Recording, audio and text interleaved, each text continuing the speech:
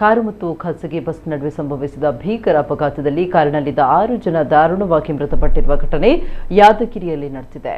Car ಯಾದಗಿರಿಯಿಂದ Raichur ಕಡೆ ಹೊರಟಿತ್ತು. ಇದೇ ವೇಳೆ ಖಾಸಗಿ ಬಸ್ ಬೆಂಗಳೂರಿನಿಂದ ಕಲಬುರಗಿ ಕಡೆ ಬರ್ತಾ ಇತ್ತು.